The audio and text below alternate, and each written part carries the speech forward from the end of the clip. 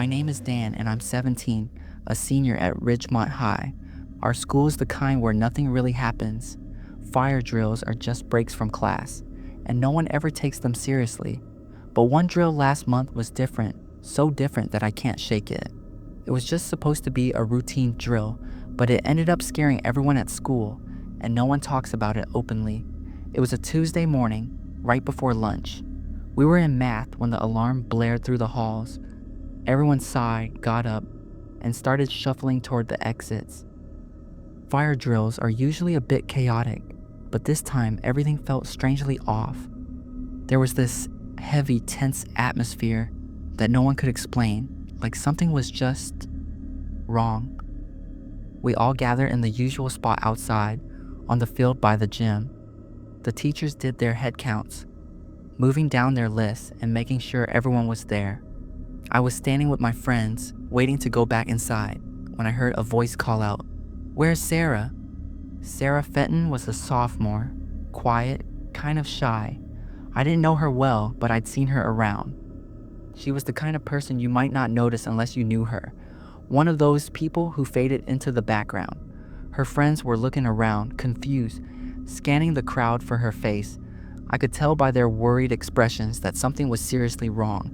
Sarah's teacher, Mr. Callahan, was getting frustrated. "She was with us in the hallway before the alarm," he said, like he couldn't quite believe she just disappeared. He and a few other teachers went back into the building, calling her name, but nothing. It was dead silent. After a while, they told us to head back inside, but I couldn't shake this sick feeling in my stomach. People whispered nervously in the halls as we headed to our next classes, and I remember overhearing some teachers, their voices low and panicked. No one wanted to say it, but everyone was thinking the same thing. Sarah was missing, and she disappeared right there in the school. The police showed up within an hour. They closed off parts of the building and searched every room. They combed through the hallways, closets, and every nook and cranny. They even searched the gym and storage rooms, but there was no sign of Sarah anywhere. Hours passed, and rumors started flying. Some students claimed to have seen Sarah headed toward the science wing, just as the alarm went off, while others said she looked nervous that morning, glancing around like she thought someone was following her. But what chilled me to the bone was the story I heard from one of the juniors. He said he'd seen a tall man in dark clothes standing in the hallway just as the alarm blared. No one recognized him, and he wasn't a teacher or staff member. Later that afternoon, we were all sent home early, but not before the principal made an announcement. His voice was shaky as he told us that Sarah's phone had been found in the girls' bathroom by the science wing. She had been right there, right inside the school before the drill started. I remember standing in that hallway, my skin crawling as I pictured her just vanishing. It didn't make sense. Days went by, and Sarah didn't come back. Her friends looked devastated, their faces pale and hollow. Teachers tried to keep classes going, but the air felt heavy with something unspoken, a dark undercurrent that no one could explain. People whispered about her disappearance between classes, and I heard some students saying they could still feel her presence in the hallways, like she hadn't really left. The strangest part came a week after Sarah vanished. We had another fire drill. Everyone shuffled out of their classrooms as usual, but this time, everyone was tense. The teachers were doing their head counts, but there was a strange silence over everything. When Ms. Hampton, the history teacher, looked down at her list and then scanned the crowd, I noticed her face go pale. Her eyes lingered on the empty space where Sarah's friends were standing, like she was hoping Sarah would somehow be there, even though we all knew she wouldn't be. Since that day, every fire drill feels different.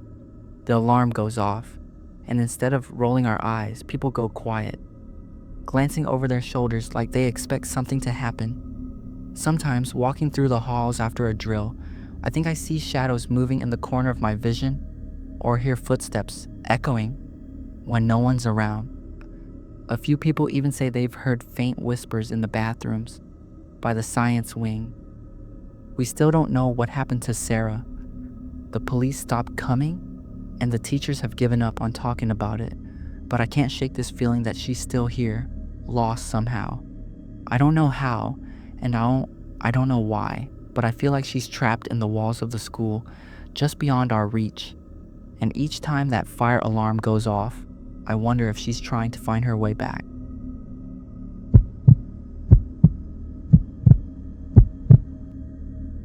My name's Lewis. I'm 34 and I work at a small factory in Westbrook. It's not exactly an exciting job, but it pays the bills. I'm used to the daily grind, the repetitive nature of it all. But a couple of weeks ago, something happened that I can't shake. It's one of those things you think only happens in horror movies until it happens to you. It was a Wednesday, right around noon, and the fire alarm went off. We all knew it was a drill because we get a heads up the day before. The sound blared through the factory, and everyone groaned as we started making our way to the exits. It was the usual routine. Line up, walk calmly, and file out to the assembly point. I was toward the back of the group, trying to pass the time by chatting with a couple of guys from the loading dock. When we reached the first exit, something strange happened. The door wouldn't budge. One of the supervisors, Mark, grabbed the handle and pulled hard, but it wouldn't move. Someone muttered a joke about getting locked in, but you could tell everyone was starting to get nervous. Mark told us to stay calm and led us to the second exit. As we approached the second door, I felt this weird crawling sensation down my spine. Something wasn't right. We all watched as Mark tried the handle, and again, nothing. The door was completely jammed. People started murmuring, exchanging uneasy looks. By the time we got to the third exit and found it locked too, I could feel a full-on panic bubbling up.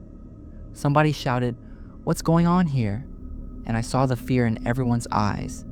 3 exits, all locked. I kept thinking, what if this was a real fire? What if we were trapped? People started pushing toward the last remaining exit, the farthest one at the back of the building. It was our only way out. As we moved toward the last door, I could feel the tension around me. Everyone moving faster, glancing back at the locked doors as if they'd suddenly open and let us through. We finally made it to the last exit, and thankfully, this one opened. Everyone flooded out, breathing sighs of relief.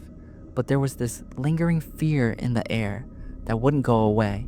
When we gathered outside, the supervisors were already on the phone with maintenance and security. It didn't make sense. Those doors were supposed to unlock automatically during a drill, but they hadn't. I overheard Mark talking to someone, saying it wasn't a mechanical issue. Someone had physically locked them. That's when the rumors started. Some people said they'd seen a shadowy figure lurking around the factory after hours.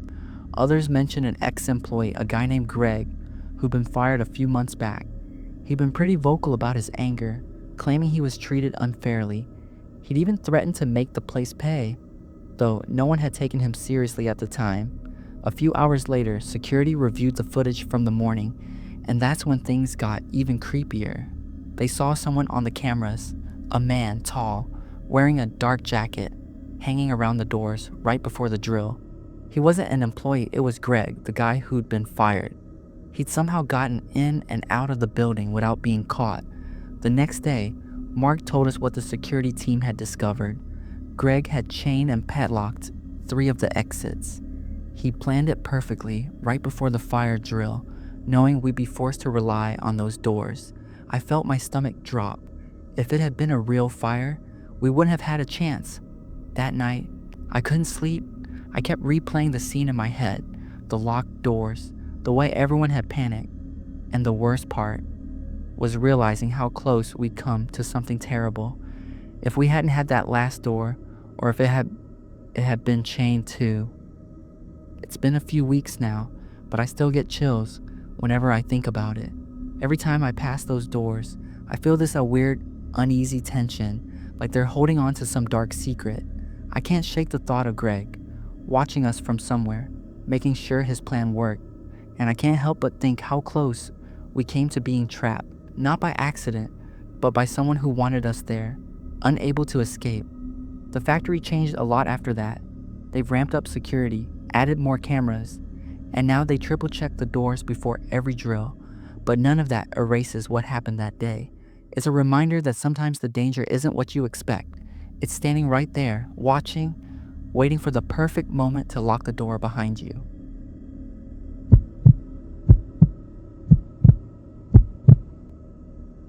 My name's Josh. I'm 29 and I work as an analyst in a high-rise office building downtown. Fire drills are a regular thing, usually just a chance to step outside for a few minutes and then get back to work. But last month's drill was different. It left a mark on all of us, especially my friend Danny. It was around 10 a.m. when the alarm went off. We all got up, stretching and groaning, and started moving toward the stairwell. It was standard protocol to avoid the elevators during a drill. It's drilled into us from day one. But as we walked past, I noticed something odd. The elevator doors were open and the lights inside were still on, like they were inviting someone to take a shortcut. Danny, who works a couple of desks down from me, nudged my arm and grinned. "Come on, man," he laughed. "Why not shave off a few minutes?" I chuckled and shook my head, reminding him it was against the rules, but a couple of others from our floor shrugged and stepped in. Danny, always one to push the limits, gave me a wink and joined them. As soon as the elevator doors closed, I had this weird, uneasy feeling in my gut. I couldn't explain it, but something felt wrong. The rest of us kept moving down the stairs, and I tried to shake off the feeling. We reached the bottom and filed out to the assembly area outside, joining everyone else. That's when I noticed it. The fire alarm was still ringing, but there was no sign of Danny or the others who'd taken the elevator. We all stood around, waiting for them, starting to get a little worried. Just then, one of the security guys came over, looking pale. He pulled our supervisor aside, and they both went back inside, but neither one came out again for a long time. I could tell people were getting uneasy. I felt it too. Time was ticking by, and I was beginning to fear the worst. Then, after what felt like an eternity, our supervisor came out and told us that the elevator had stalled. The whole group that had used it, including Danny, was trapped in the stall. The power had mysteriously shut down right after they got in, leaving them stranded between floors. Maintenance was called, but it wasn't a quick fix. It took them nearly 2 hours to get Danny and the others out. When the elevator finally opened, Danny looked pale and shaken. I could tell from his face that something had really rattled him. He barely spoke as he walked out, just nodded at me and muttered something about needing fresh air. Later, when he finally opened up to me, he said it had been terrifying inside that cramped space, with no air circulation and no idea how long they'd be trapped. A couple of days later, security reviewed the footage to see what had caused the power outage. What they found made my blood run cold. Someone had intentionally cut the power right after Danny and the others got into the elevator.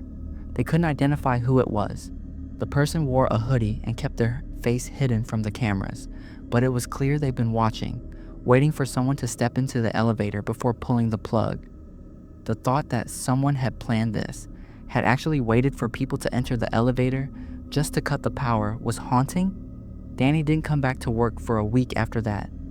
When he finally returned, he told me he couldn't even look at the elevator without feeling a wave of panic. I've worked in this building for years, and I'd always felt safe here. But now, every time I hear that fire alarm, I feel this tightness in my chest, wondering if it's going to happen again. I keep replaying that day in my mind. The open elevator, Danny's laugh, the door sliding shut, and the knowledge that someone had been watching, waiting to trap him inside, haunts me. It's strange how something as routine as a fire drill can turn into a nightmare. We're all a bit more cautious now. No one jokes about using the elevator during drills anymore. But the memory lingers, a reminder that sometimes the biggest dangers are the ones we don't see coming, the ones hiding just out of sight, waiting for the perfect moment to strike.